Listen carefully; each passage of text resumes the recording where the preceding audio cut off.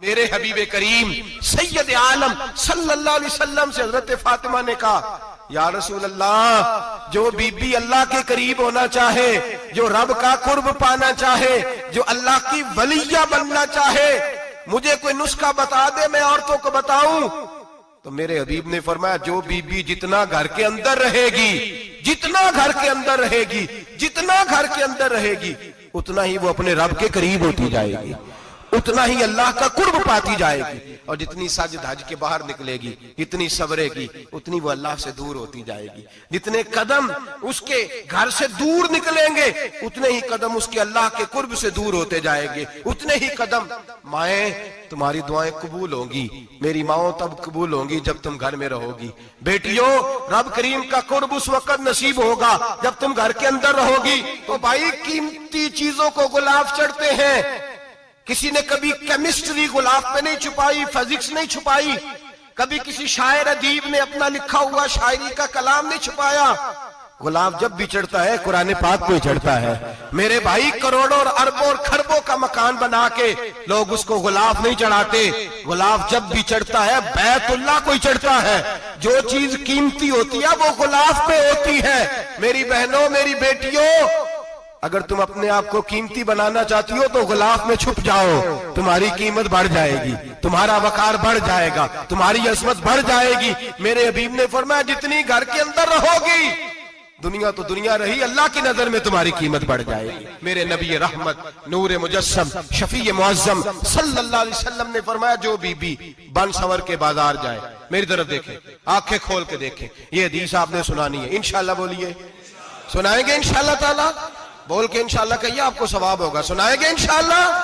میرے نبی کریم صلی اللہ علیہ وسلم نے فرمایا جو عورت بن سنور کے بازار جائے، اب تو خیر بیویاں برقع پہن کے جاتی، برقعے پہ بھی کڑھائی کی ہے، برقعے پہ بھی کام کرا ہے، برقعے پہ جو کام اور نقش نگاری ہوئی ہے وہ 10,000 کی ہے۔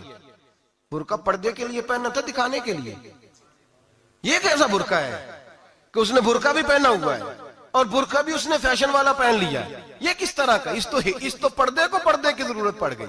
میرے حبیب پاک علیہ السلام نے فرمایا بلا ضرورت، عورت کو اجازت ہے بیمار ہو تو ڈاکٹر کے پاس جائے، عورت کو اجازت ہے ضرورت پڑ جائے گھر میں سودا سلف نہ آتا ہو تو لینے چلی جائے، عورت کو اجازت ہے اگر گواہی کی ضرورت پڑ جائے تو پردہ کر کے قاضی عدالت کے پاس گواہی دینے جائے، عورت کو اجازت ہے حج پہ جائے، عورت کو اجازت ہے عمرے پہ جائے، عورت کو اجازت ہے کہ اگر کسی وقت جہاد کے لیے عورتوں کی ضرورت پڑ گئی تو حضرت فاطمہ اور جناب عائشہ کی سنت ادا کرے، جہاد کو جائے۔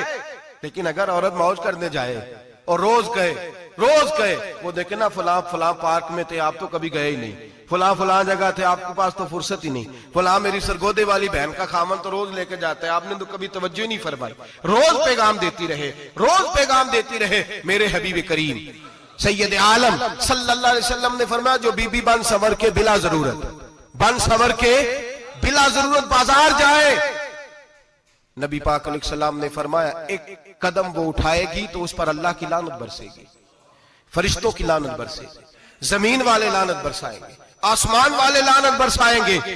اور میرے حبیب بولے تو فرمایا جب اللہ کی لعنت برسے گی تو میں بھی اس بی بی پہ لعنت ہی کروں گا جو بی بی بن سنور کے جائے۔ اور آگے سن لیں، میرے حبیب نے فرمایا اگر اس کا خامد راضی ہو، اس کے بن سنور کے بازار جانے پہ آپ ناراض ہو جائیں، اللہ کرے اس بات پہ ہو ہی جائیں اور اللہ کرے بدل جائے نظام، جو خامد خود میک اپ کرا کے تیار کرا کے پارٹی میں لے کر کے جائے، جو سامنے والی فرنٹ سیٹ پہ خود بغیر نقاب کے اس کو بٹھائے، جو موٹر سائیکل کی پشت پہ خود تیار کرا کے بٹھائے، اور جو خود کہے تو چلی جانا، جا تو شادی بھی تو دیکھا، فلاں کام بھی تو کرا، میں آزاد ہوں۔ میرے حبیب نے فرمایا جس کی بیوی بن سنور کے جائے، جس کی بیوی میک اپ کر کے جائے، چیلم پہ بھی بیوٹی پارلر سے ہو کے جاتی ہے، جس کی بیوی بن سنور کے نکلے وہ راضی ہو، وہ خوش ہو۔ بعض ایسے منع کرتے ہیں، ناراض ہوتے ہیں، وہ گناہ صرف عورت کے ذمے ہے، لیکن اگر عورت بن سنور کے نکل رہی ہے اور خامد راضی ہے، وہ کہتا ہے ہاں ہم ماڈرن ہیں، ہم جدید دور کے ہیں، ہاں جدت اسی کا نام ہے، ہاں پھر لوگوں کو پتا کیسے چلے گا ہمارے پاس پیسے ہیں، کیسے پتا چلے گا کہ 3 گاڑیاں ایک ابا جی کے پاس ہے، ایک بیٹی کے پاس ہے، ایک بیوی کے پاس ہے، کیسے پتا چلے گا کہ ہم بہت تعلقات والے ہیں، ابا جی فلاں شادی پہ، بیٹی فلاں گھر میں اور بیوی فلاں گھر چلی گئی، ہمارے تعلقات زیادہ ہے اس لیے ہمیں زیادہ جانا پڑتا ہے۔ میرے حبیب کریم علیہ السلام نے فرمایا عورت بن سنور کے جائے خامد راضی ہو، وہ جتنے قدم اٹھائے گی اتنے ہی اپنے خامد کے لیے جہنم میں مکان تعمیر کرے گی۔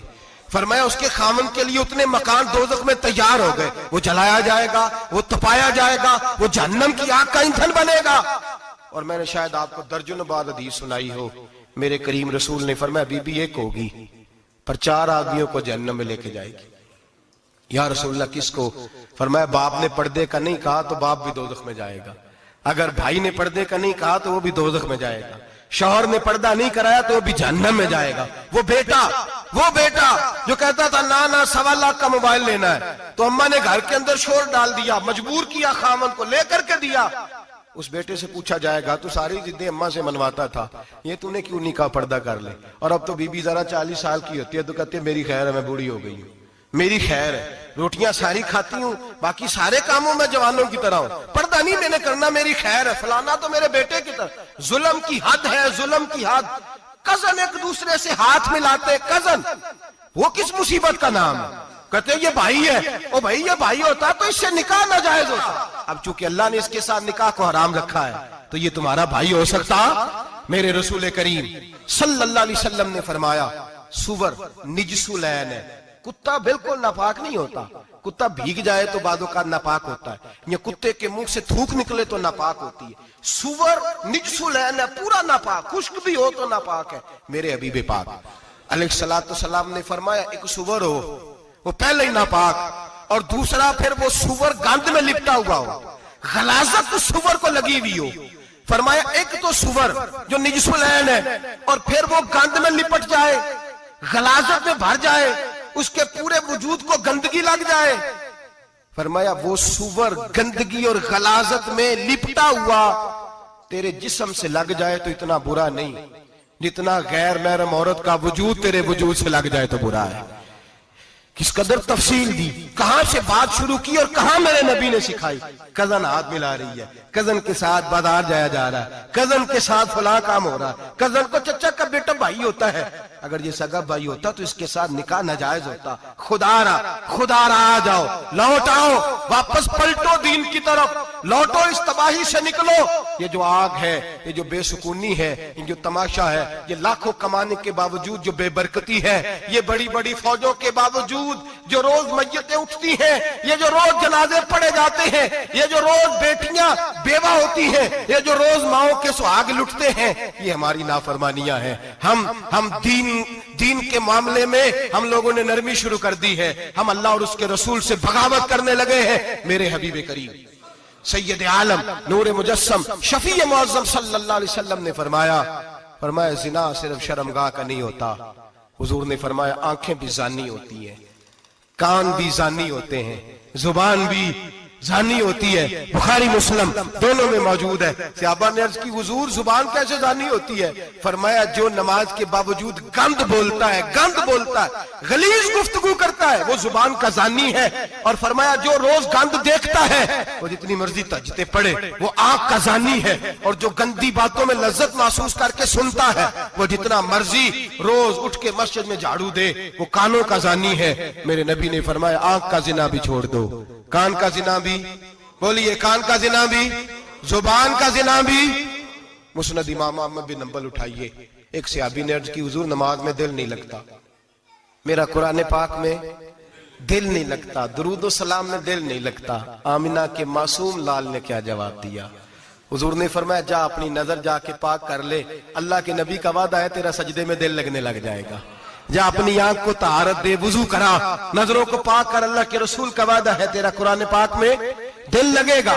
جا کے اپنی نظر کو پاک کر، وعدہ ہے تیری زبان پہ درود و سلام جاری ہو جائے گا، اللہ کا ذکر جاری ہو جائے گا۔ میرے بھائیوں، عورت کا پردہ، عورت کا حجاب دین میں اسی طرح فرض ہے جس طرح نماز فرض ہے، جس طرح روزہ فرض ہے، جس طرح زکوٰۃ فرض ہے، اسی طرح عورت کا پردہ بھی فرض ہے۔ اگر کسی گھر میں عورت پردہ نہیں کرتی اس گھر کے مکین سارے اللہ کے حضور جواب دے ہیں۔ میرے حبیب کریم علیہ السلام نے جس عورت کو پسند کیا، جس عورت کی تعریف کی، جس عورت کے بابت میرے نبی نے ارشاد فرمایا، وہ بڑے خوبصورت لفظ ہیں، صاحب احکام القرآن نے لکھے ہیں۔ میرے حبیب پاک نے صحابہ کی محفل سجائی، مجمع کھچا کھچ مسجد بھر گئی۔ حضور نے فرمایا بول کے بتاؤ خیر النساء کون سی ہے؟ عورتوں میں سب سے اچھی بیوی کون سی ہے بول کر کے بتاؤ؟ حضرت صدیق اکبر سے لے کر مولا علی تک، حضرت علی سے لے کر جناب بلال تک، حضرت سلمان فارسی سے لے کر عبداللہ مزنی تک بھرا پڑا ہے مجمع۔ حضور نے فرمایا بولو سب سے اچھی عورت، سب سے اچھی عورت کون ہوتی ہے؟ ایک صحابی کہنے لگے حضور جس کی نماز قضا نہ ہوئی ہو، فرمایا وہ بھی اچھی ہے پر تم میری مراد کو نہیں پہنچے۔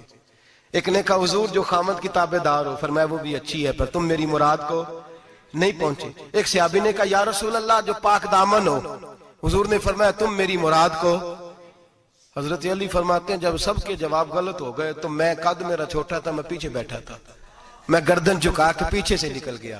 سیدہ طیبہ طاہرہ حضرت فاطمہ الزہرا رضی اللہ تعالی فرماتے ہیں بی بی صاحب کے پاس پہنچا، میں نے کہا فاطمہ حضور نے سوال کیا ہے۔ تو حضرت فاطمہ بھی گویا مسکرا کے کہنے لگی علم کے شہر کے دروازے تو آپ ہی ہیں، تو آپ یہاں آ گئے؟ کہا حضور نے سوال کیا ہے اور مجھ سے لے کر ابو بکر عمر عثمان غنی تمام کو کسی کو جواب نہیں آیا۔ حضور نے پوچھا بہترین عورت کون ہوتی ہے؟ بہترین خیر النساء، بہترین بی بی کون ہوتی ہے؟ تو حضرت سیدہ فاطمہ کہنے لگی علی بڑی سادی سی بات تھی، سادی سی بات تھی، سمجھ نہیں آئی؟ کہ فاطمہ بتلا دو اتنی سادی ہے تو۔ حضرت فاطمہ کہنے لگی سب سے بہترین عورت وہ ہوتی ہے نہ کبھی غیر محرم نے وہ بی بی دیکھی ہو، اگلے جملے بھی یاد رکھنے، نہ کبھی غیر محرم نے وہ بی بی دیکھی ہو، اور فرمایا نہ اس بی بی نے کبھی کوئی غیر محرم دیکھا ہو۔ صرف مرد پہ پابندی نہیں کہ وہ عورت نہ دیکھے، فرمایا عورت پہ بھی پابندی ہے کہ وہ بھی غیر محرم کا چہرہ نہ دیکھے، فرمایا بی بی نے بھی غیر محرم نہ دیکھا ہو، وہ خیر النساء ہے، وہ سب سے اعلیٰ۔ حضرت علی کہتے میں جھٹ سے آیا، پیچھے بیٹھا، بات ابھی جاری تھی، میں نے ہاتھ کھڑا کر دیا، میں نے کہا حضور میں بتاؤں؟ نبی پاک نے فرمایا بتلاؤ۔ تو کہتے ہیں میں نے کہا حضور بہترین بی بی وہ ہوتی ہے جس نے نہ کبھی غیر محرم دیکھا ہو اور نہ غیر محرم نے کبھی اسے دیکھا ہو۔ علی فرماتے ہیں میں نے جواب دیا تو میرے رسول کی آنکھوں میں آنسو آ گئے، حضور روئے اور فرماتے ہیں ہنستے مسکراتے اچانک صحابہ کے آنسو برسنے لگے، مجمع پہ کیف سا طاری ہو گیا، آنکھیں برسنے لگی۔ ہم لوگ حضور کے رونے پر سکتے میں آ گئے، نظر اٹھائی تو جواب تو میں نے دیا تھا، تعریف میری ہونی چاہیے تھی، شاباش مجھے ملنی چاہیے تھی۔ میرے حبیب نے رو کے آنسو پوچھ کے فرمایا میں تمہیں کہتا نہیں الفاطمہ تو بدعۃ منی، فاطمہ واقعی میرے جگر کا ٹکڑا ہے، فاطمہ میرے وجود کا حصہ ہے، میں تمہیں کہتا نہیں رہتا؟ کہا فاطمہ میرے جگر کا ٹکڑا ہے۔ حضرت علی فرماتے ہیں صحابہ میری طرف دیکھنے لگے اور کہنے لگے علی جواب تو دے، شاباش بی بی صاحبہ کو ملے۔ تو کہتے ہیں میں نے کہا حضور روئے ہیں تو آنسو میرے بھی چھلک ہی پڑے ہیں۔ فرمانے لگے لفظ میرے ہیں پر سوچ اس بیٹی کے ہے جس کی تربیت محمد عربی نے فرمائی ہے۔ فرمایا جملے میرے ہیں، ناقل میں ہوں، بات میں بیان کر رہا ہوں، لیکن پیچھے سوچ اس نور والی بیٹی کی ہے جس کو اپنے گھر کے اندر رہ کے آنگن میں رکھ کے رسول پاک نے پرورش فرمائی۔ حضرت فاطمہ فرماتی ہیں حضرت علی میرے پاس دوڑے آئے اور کہنے لگے فاطمہ چل مسجد، پتہ نہیں حضور کو کیا ہو گیا ہے۔ حضور رو رو کے بحال ہو گئے اور حضور حجرے میں رو رہے اور ہچکیوں کی آواز مسجد میں آ رہی ہے، چل ذرا چل کے حضور کی بات دیکھ کیا ہوا ہے، ہماری تو طاقت نہیں اندر جانے کی۔ سیدہ طیبہ طاہرہ حضرت فاطمہ جھٹ سے پردہ اوڑا، حاضر خدمت ہوئی، اندر گئیں، کہتی ہیں حضور کے کندھے پہ ہاتھ رکھا تو محبوب بیٹی کے ہاتھ کی ٹھنڈک محسوس کی، سر سجدے سے اٹھایا، فرمایا فاطمہ آ گئی ہو؟ حضور آئی، فرمایا چل بیٹی تو بھی ہاتھ اٹھا اور میری امت کی بیٹیوں کے لیے دعا مانگ، چل تو بھی ہاتھ اٹھا میری امت کی بہنوں ماؤں کے لیے دعا مانگ۔ محبوبہ کیا ہوا؟ میرے حبیب نے فرمایا رات مجھے دکھایا گیا ہے دوزخ میں کچھ بیبیاں ہیں، ان کے بال فرشتوں نے باندھے ہوئے ہیں اور انہیں گرز مار رہے ہیں، وہ چیختی چلاتی ہیں اور مدد کے لیے پکارتی ہیں، وہ بڑی تکلیف میں ہیں۔ تو بی بی صاحب عرض کرتے ہیں یا رسول اللہ ان کی غلطی کیا ہے؟ تو میرے نبی نے فرمایا وہ باریک دوپٹہ اوڑھتی تھی، وہ باریک دوپٹہ اوڑھتی تھی، ان کے بال چمکتے تھے، غیر محرموں کی نظر پڑتی تھی، انہیں دوزخ میں سزا ملے گی، وہ چلائیں گی چیخیں گی، ان کی مدد کو کوئی نہیں پہنچے گا، چل تو ہاتھ اٹھا دعا مانگ۔ حضرت فاطمہ امت کو پیغام دیتی ہیں پردہ اوڑھ لو، حجاب میں آ جاؤ۔ حضرت سیدہ زینب حضرت فاطمہ کی وہ لخت جگر جو میدان کربلا میں امام حسین برابر کی شریک رہی سیدنا امام حسین کے ساتھ۔ یحییٰ بن معین کہتے ہیں میں 15 سال تک حضرت زینب کا پڑوسی رہا ہوں، 15 سال घर बराबर होता है ना, बंदा बीबी देख ही लेता है। वो बीबी कभी पर्दा डाल के जा रही है दवाई लेने, कभी नजर आ ही जाती है। कहते 15 साल में सैयदा फातिमा की बेटी का पड़ोसी रहा हूं, मैंने कभी बुरके में छुपी हुई ज़ैनब भी नहीं देखी, बुरके में छुपी हुई ज़ैनब भी कभी नहीं देखी। हजरत अब्दुल्ला बिन जाफर तैयार जनाबे अलीउल मुर्तजा के भाई थे, उनके बेटे के साथ इनका निकाह हुआ था, बीमार हो गई तो हजरत अब्दुल्ला कहने लगे ज़ैनब चल तुझे हकीम के पास ले जाऊं, तबीब के पास ले जाऊं। तो हजरत ज़ैनब कहने लगी आप जाइए मेरा हाल बता के दवाई ले आइए। तो हजरत अब्दुल्ला जाफर तैयार कहने लगे शरीयत में गुंजाइश है डॉक्टर के पास जाने, हकीम के पास जाने की गुंजाइश है, तू चलती क्यों नहीं? तो हजरत ज़ैनब कहने लगी शरीयत में गुंजाइश तो है, पर अब्दुल्ला मेरी मजबूरी ये है कि मैं फातिमा की बेटी हूं। शरीयत में गुंजाइश तो है पर मेरी मजबूरी ये है कि मैं हुसैन की बहन हूं। शरीयत में गुंजाइश है पर मैं हसन की बहन हूं। शरीयत में बड़ी गुंजाइश है पर लोग मुझे मोहम्मद अरबी की नवासी कहते हैं। गुंजाइश तो है पर मैं नहीं ना निकल सकती, इसलिए कि जितना कोई अपने आप को दीन के करीब जानता है उतना उसके पैरों में शरीयत की जंजीरें ज्यादा होती हैं। तो जनाब सैयदना अब्दुल्ला कहने लगे अगर तू पर्दा कर गई, अगर तू चली गई, तो फरमाने लगे ये तो अल्लाह की मशीयत है, तू दवाई ला दे ताकि मैं खा लूं, और अगर मैं चली गई तो मैं अपनी माँ से जाके कहूंगी कि अम्मा सारी तकलीफें मैंने छाती पे बर्दाश्त की हैं पर मैंने तेरे पर्दे पर आंच नहीं आने दी। मेरे भाई ये उसवा नूर है, ये उसवा हसना है, ये हमें सिखाया जा रहा है। मेरे हबीब करीम की बीवियों का ये हाल था, बीवियों का अपने घर के आंगन में हजरत आयशा सिद्दीका, हजरत सौदा जनाबे अफसा अपने सेन में जब बैठती थी ना तो दीवार की तरफ मुंह करके बैठती थी, दीवार के साथ लग के दीवार की तरफ। बीबियां अपने घर के अंदर भी दीवार की जानब मुंह करके बैठती थी। लोग पूछती, बीबियां पूछती कि अपने घर में भी दीवार को मुंह करने का मतलब? कहती हो सकता है कुछ छत पे चढ़े अचानक नजर पड़े तो हम चाहती हैं फिर भी हमारा चेहरा नजर ना आए उसे, फिर भी हमारा चेहरा नजर, हम अपने घर के अंदर भी पाबंद रहती हैं कि हमारे चेहरे नजर ना आए। खुदारा बड़े पैसे जिंदगी में लौटाए हैं, 1000 1500 बुरके पे भी खर्च करो, वो घर ले जाओ, वो अम्मा को भी दो, बहन को भी दो, बीवी को भी दो, उसको कोई ये पहन ले। इसलिए कि जब तो हजरत फातिमा के तरीके का पर्दा करेगी तो तेरे आंगन में सैयदा ज़ैनब की तरह की बेटियां पैदा होंगी, वो उस सुन्नत पे चलने वाली बेटियां तेरे आंगन में आएंगी। खुदारा मेरे भाई आज ये नियत करो, ये इरादा करो और अपने घरों को पर्दे का पाबंद बनाओ। अगर एक बेटी पर्दादार हो गई तो कई खानदान पर्दादार हो जाएंगे, अगर एक बेटी पर्दादार हो गई तो कई घराने संवरेंगे, कई जगह पे नूर फैलेगा। ऐ अर्श के मालिक, ऐ मेरे महबूब के खुदा, तुझे वास्ता है मेरे महबूब की बीवियों का और तुझे सदका हुजूर की शहजादियों का। ऐ अल्लाह इतना करम बरसा, इतनी रहमत बरसा कि मेरे वतन की बेटियां और मेरे वतन की माएं बहनें बच्चियां ये समझ जाएं कि हमारी निजात सिर्फ हजरत